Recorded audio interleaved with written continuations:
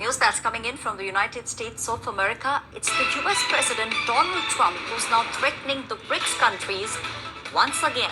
Donald Trump in a statement has said there will be 100% tariff imposed on them if they try replacing the dollar. No new BRIC currency should be announced. Donald Trump said new currency will be equivalent to 100% tariff and a goodbye to America. So this is a statement coming in from Donald Trump. Now the BRICS nation, they are seeking to trade using local currencies, which means that they are challenging the US dollar dominance. The group's expansion is hi friends, global affairs में सभी का स्वागत है और मैं सुलेमान। ये video clip आपने देखी, इससे पता चलता है कि डॉलर को लेकर अमेरिका कितना ज़्यादा कंजर्वेटिव है और कितना ज़्यादा सेंसिटिव है। यानी कि वो डी डॉलराइजेशन के बारे में ना सोच सकता है, ना इसे प्रमोट करने के बारे में कोई चाहत रखता है। ट्रंप ने हाल ही में बयान दिया है कि यदि ब्रिक्स नेशंस डी डॉलराइजेशन की तरफ आगे जाते हैं, डॉलर्स के अतिरिक्त कोई और करेंसी को यूज़ करते हैं फॉर म्यूचुअल ट्रेड, तो उन्हें फेस करना होगा 100% टैरिफ और उनके लिए यूएस में मार्केट नहीं होंगे। यानी कि दे हैव टू से good by two American market. Dollar की डोमिनेंस हम इंटरनेशनल ट्रेड में देखते हैं, सारा ट्रेड डॉलर्स पे होता है।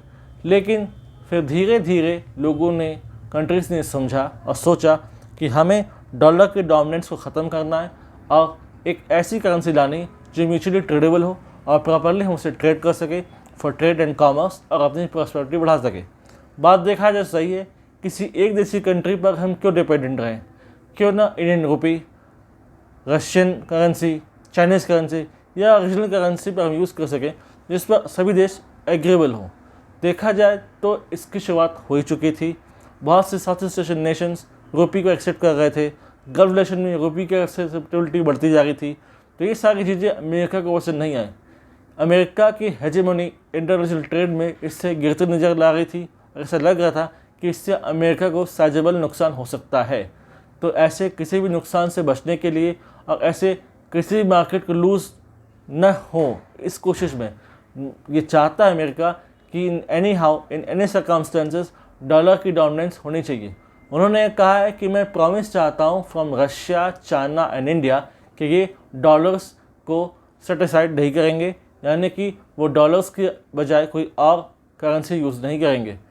कज़ान समिट जब हुआ था 2024 में, तो आपने झलक देखी थी ब्रिक्स करेंसीज़ की, जहाँ पर आपने भारत के ताजमहल की भी झलक देखी थी। इंडिया इसको लेके इतना एंथुसियास्टिक तो नहीं है, लेकिन तब पुतिन इसको लेके एंथुसियास्टिक थे और एक्साइटेड थे, यानी कि वो चाहते हैं कि ब्रिक्स नेशन हो। ब्रिक्स इस समय साइजेबल पोर्शन रखता है ग्लोबल इकोनॉमी का। इसमें ब्राज़ील है, इंडिया है, रशिया है, चाइना है।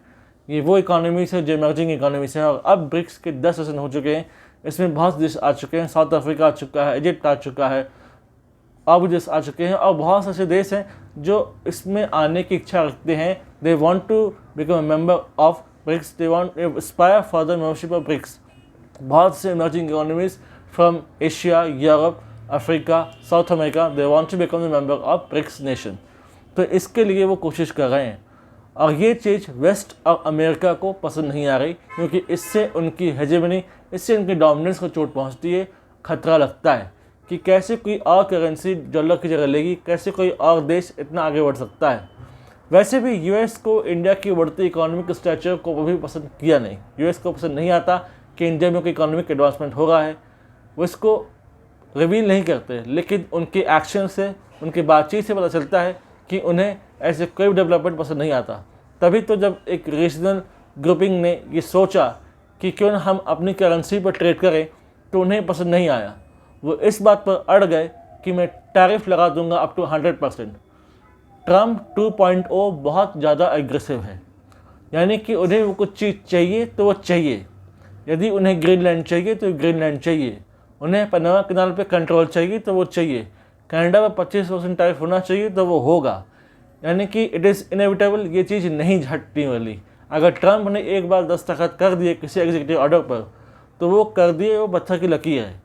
और ये उनके डे 1 फ्रॉम ऑफिस से लगने लगा था, और ऐसा लगने लगा था कि इसका असर भारत पे भी होगा, ब्रिक्स पे होगा, ब्रिक्स नेशंस पे होगा, उनके ट्रेड और कॉमर्स पे होगा, और होने भी लगा। हमने देखा कि कैसे उनकी धमकी दी जाने लगी। वो प्रॉमिस मांगने लगे, वो कहने लगे कि यदि इन्हें ट्रेड करना है इंडिया को, चाइना को, रशिया को या कोई और ब्रिक्स नेशन को अमेरिका से, या कहीं इंटरनेशनली ट्रेड करना है, तो फिर डॉलर की एक्सेप्टेंस होनी चाहिए। डॉलर को आप भूल नहीं सकते, डॉलर के अतिरिक्त आप कोई और करेंसी सोच नहीं सकते। यानी कि एक प्रकार से धमकी, डॉलरिज्म एक प्रकार से बन चुका है ऑर्डर ऑफ डे। और इसी जो हेजेमनी है तोड़ने के लिए नेशंस साथ आए। डॉलर को ऑल टुगेदर ख़त्म नहीं किया जाएगा, लेकिन डॉलर के अतिरिक्त क्या पॉसिबिलिटीज़ है, डॉलर के अतिरिक्त और क्या क्या हमारे पास विकल्प है, क्या क्या हमारे पास ऑप्शंस है, उस पर बात की जा रही है। ऐसा नहीं है कि 100% डॉलर एलिमिनेट हो जाएगा फ्रॉम ग्लोबल ट्रेड, वो हो नहीं सकता, असंभव है। लेकिन एटलीस्ट 10%, 20%, एटलीस्ट 5% तो कोई ऐसी करेंसी होगी जो म्यूचुअली एग्रीवेबल होगी। वो इंडियन रुपी हो सकती है, चाइनीज़ युआन हो सकता है, रशियन करेंसी हो सकती है, कोई तो ऐसी करेंसी होगी जो म्यूचुअली एग्रीवेबल होगी अपार्ट फ्रॉम डॉलर। लेकिन डॉलर्स की एग्जिस्टेंस बनी रहनी चाहिए, ये अमेरिका चाहता है। और अमेरिका कतई नहीं चाहेगा कि चाइनीज़ युआन, इंडियन रुपी और कोई और करेंसी डोमिनेट करे व ऊपर बढ़े। ये बात सही है कि हाँ, ट्रंप ऐसा कर सकते हैं और इससे ब्रिक्स नेशन को हार्म होगा। लेकिन अब समय आ गया है कि हमें इस हेजेमनी का जवाब देना होगा। हमें कब तक ट्रंप या अमेरिका की मर्जी पर रहना है? ब्रिक्स आज प्रॉमिसिंग ग्रुप है। ब्रिक्स वो नेशंस हैं जो इमर्जिंग इकोनॉमी हैं। अमेरिका का एक एरा था इमर्ज करने का, ग्रो करने का, डेवलप करने का, वो आके जा चुका। अब इन नेशंस का समय है कि they have to grow, they have to emerge and they have to prosper and they have to make their people happier, prosper and they make their life much much better. तो इसके लिए बहुत ज़रूरी है कि ऐसे स्टेप्स लिए जाए जो कि इन नेशंस के इंटरेस्ट में हो, जिन ग्रुपिंग्स के इंटरेस्ट में हो। इसके लिए हमें हर चीज़ से अमेरिका से पूछने की जरूरत नहीं है कि हम ऐसा कर लें, ऐसा ना करें। तो आई थिंक अमेरिका शुड शन अवे फ्रॉम दीज प्रैक्टिसेस और उसको पुलिसमैन ऑफ द वर्ल्ड बनने के बजाय फैसिलिटेटर बनना चाहिए। इन्वेस्टमेंट यदि आ रहा है तो उसको फैसिलिटेट करना चाहिए, बजाय ये सेट करने के कि इंटरनेशनल ऑर्डर्स ये होंगे, प्रोसीजर्स ये होंगे, इंटरनेशनल ट्रेड में आपको ऐसे काम करना है, वैसे काम करना है। तो जी नहीं, the time has change and time has change too much. So must USA को भी चाहिए कि वो एक रूम दे for BRICS nations, for other nations, कि वो भी अपनी करेंसी पर ट्रेड कर सकें। हो सकता है ट्रंप ऐसा करें, हो सकता है ट्रंप टैरिफ लगा दे, ठीक है, लेकिन उसका बैकफायर भी होगा।